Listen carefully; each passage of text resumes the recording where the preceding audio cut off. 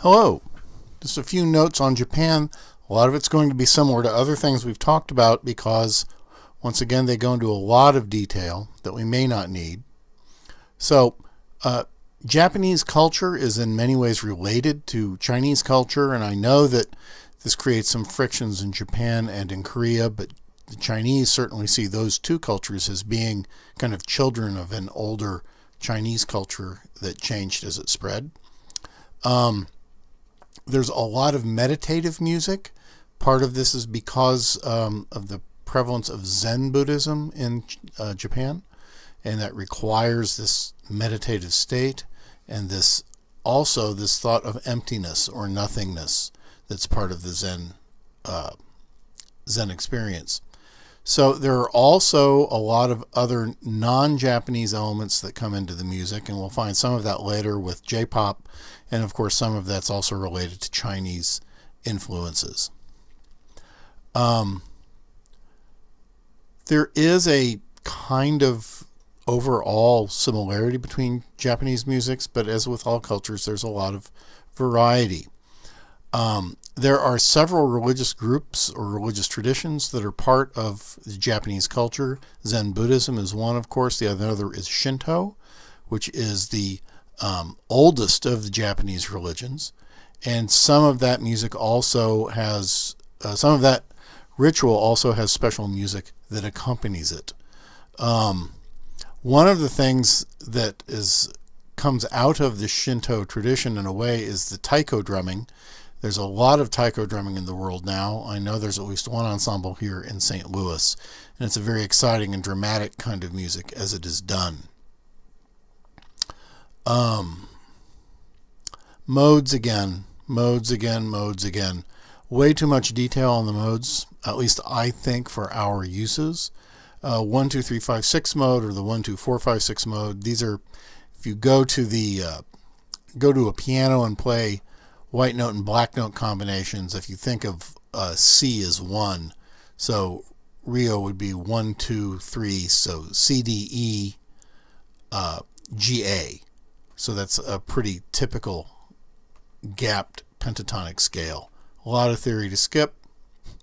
Court orchestra, Japanese and Chinese and Korean royal courts are very, very highly codified in behavior and tradition, and I think in a way much more strictly, and still more strictly so, than European royalty.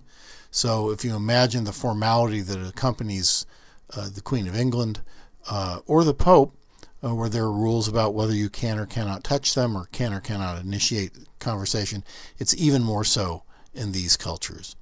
You'll notice a lot of similarity between the Chinese and Japanese instruments, and so you'll see that the Hichiriki is an awful lot like one of the Chinese instruments, and the Sho is an awful lot like a Chinese instrument.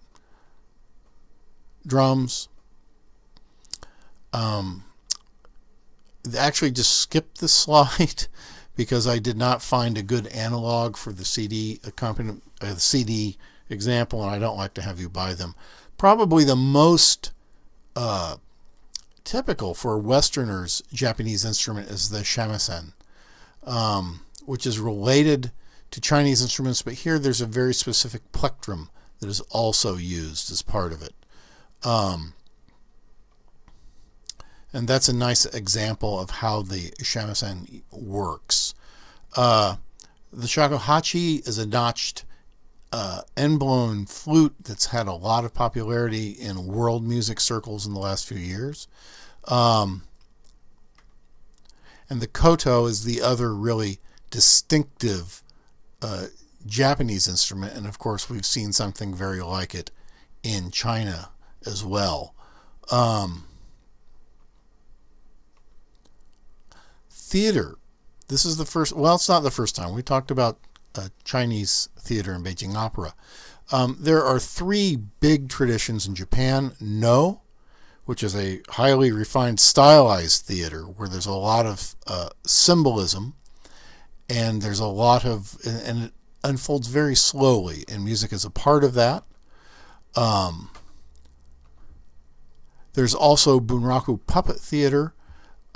If you remember, I talked about masks allowing portrayal of characters, not actors. Clearly, puppets do that more than anything. This is not unique to Japan.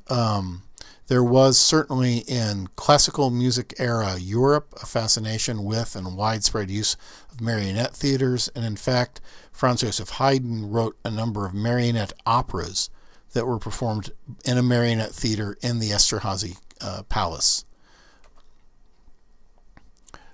One of the things that's different here is you see the puppet operators on stage along with the puppets.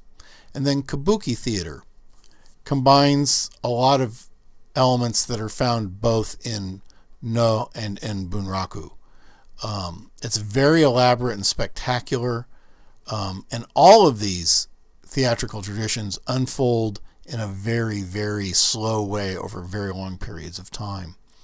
And then we have pop music and things like J-pop, which is, you know, pop music with lots of pretty girls and cool tunes.